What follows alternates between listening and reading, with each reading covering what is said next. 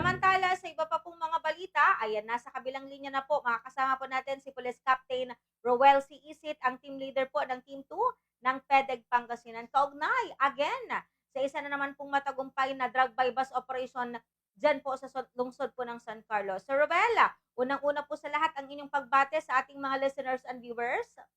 Hello, sir. Yes, Kabombo Justin, binabati ko po ang ating mga viewers and listeners ng Bombo Radio Dagupan ng isang maganda at mapagpalang umaga po sa ating lahat. Congratulations again, Sir Well, sa isa na naman pong matagumpay na operasyon ng inyo pong tanggapan. At baka pwede niyo po kaming mabigyan po ng information regarding dito po sa inyo pong accomplishment, Sir Well. Yes, Kabombo Justin, ganun nga dahil sa dedication and unceasing work ng ating PNP-DEG personnel, we successfully conducted a buy-bust operation resulting to a seizure of more or less 100 grams of suspected shabu from a drug personality known to be alias Nico. Siya po ay 28 years old from Barangay Bunuan, Binloc, Dagupan City, Pangasinan.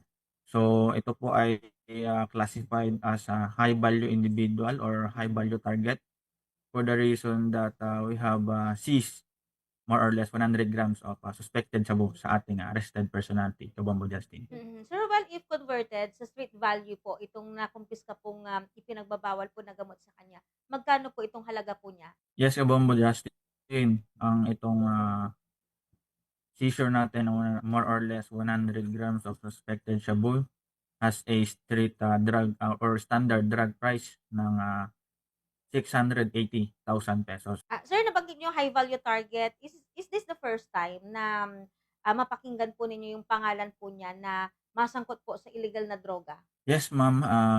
Particularly, ito pong ating arrested personality is a newly identified illegal drug personalities po sa lalawigan po ng Pangasinan, particularly in Dagupan City. So, isa rin po ito sa mga personalities involved doon sa revelation ng ating previous accomplishment noong nakarang araw po. So, ito po yung mga hakbang na ginagawa po ng ating kapulisan to conduct validation sa ating mga newly identified drug personalities. If warranted, makapag-conduct po tayo ng successful buy bust operation. It's either makapag-implement po tayo ng search warrant. So, yan po yung mga ginagawang hakbangin po ng ating kapulisan para maisulong po natin yung laban natin kontra droga. Kabombo Justin. Yes po. Sir Roel, may kalakihan kasi itong mga nakumpiska po sa kanya. Sa inyo pong investigation, saan daw po niya nakatakdang ibagsak o saan po siya nagbabagsak ng mga supply po ng illegal na droga at saan po ito nagmumula, Sir Roel? Yes, Kabombo Justin, based on our tactical interrogation and custodial debriefing. So, galing or ang kanyang source ay from Dagupan City lang din. Then, ang binabag sa kanyang area is from the area of Dagupan City, dito sa Mangaldan, Calasiao, Santa Barbara, San Carlos, and sometimes nakakaabot din po siya ng Ordaneta and Bayambang. Napansin natin, sir, recently sunod-sunod yung mga ikinasan yung buy bus operation dito po sa may San Carlos City. Magkakaugnay po ba ito? Magkakasama po ba ito pong mga nahuli po nating suspect, sir? Yes, Kabombo Justin. Itong mga nahuhuli natin sa mga bayan ng San Carlos City, Pangasinan is may kaugnayan po itong mga nahuli natin. And yan po yung ginagawa po natin na validation and monitoring sa mga nakukuha nating information from the arrested personalities.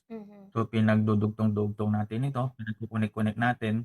Lahat ng information is ginagawa natin ng analysis ng leak diagram ng ating mga illegal drug personalities so that na ma-track natin kung sino ba talaga ito, saan yung address nila, ano yung mga modus operandi nila. So, ma-apprehend natin itong mga drug personalities natin, Kabombo Justin. Sa sinasagawa niyo pong backtracking, Sir Ruel, meron bang like, isang pangalan o isang, kumbaga malaking, involved sa illegal na droga yung inyo pong natutumbok po, sir? As of now, Kabombo Justin, ano, patuloy pa rin po yung monitoring natin and validation, with coordination sa ating mga local police, Mhm. sa ating PDEA Pangasinan, then sa ating LGUs kung may mga present na involved the same personalities na nakuha namin sa mga arrested suspects natin. Mhm. So patuloy pa rin po ang ating pagkalap ng impormasyon para malaman natin or ma-determine natin, na-identify natin kung sino ba talaga yung nasa likod ng mga malakihang illegal drug trafficking dito sa bayan ng Dagupan and San Carlos City, Pangasinan. Okay po, sir. Baka meron po kayong mga panawagan, paalala sa ating mga listeners and viewers, kaugnay po dito po sa siyempre yung, puwedeng magawa po ng ating komunidad para, masakote po natin ito pong mga nasasangkot po sa illegal na droga dito po sa ating probinsya ng Pangasinan. Go ahead po, sir. Yes, Kabambo Justin, ako po ay ang aming ahensya ay papasalamat through the guidance and supervision ng aming SOU Commander, Police Colonel Ariel A. Kapukaw. Amin pong pinapasalamatan ng ating komunidad na siyang isang susi para makapagbigay alam or makapagbigay impormasyon sa aming ahensya tungkol sa illegal na droga. So, thank you very much po sa ating community dahil yung impormasyon ay nagiging isang sandata namin upang makapag-conduct ng successful anti-illegal drugs operation sa ating lalawigan. So, to our listeners and viewers, a constant reminder na kapag may mga na-monitor po kayo na mga illegal na activities, lalong-lalo na po sa illegal na droga, huwag po kayong magtubiling lumapit sa ating pinakamalapit na himpilan ng pulisya or otoridad. Meron din po nandiyan po ang ating mga barangay officials, ang ating mga LGUs, ang ating mga barangay anti-drug abuse councils na siyang tutulong sa atin sa paglaban natin kontra droga, Kabombo Justin. Okay, maraming maraming salamat po Police Captain Roel C. Isita, ang team leader po ng, Team 2 ng, PEDEG Pangasinan. Hindi natin ma-ano, ma-hope na mas marami pang, operasyon kasi siyempre nangangahulugan po ito ng, marami rin pong sangkot sa illegal na droga. Pero mag-ingat po kayo lagi sa inyo pong, sinasagawang, bypass operation, Sir Well. Salamat po.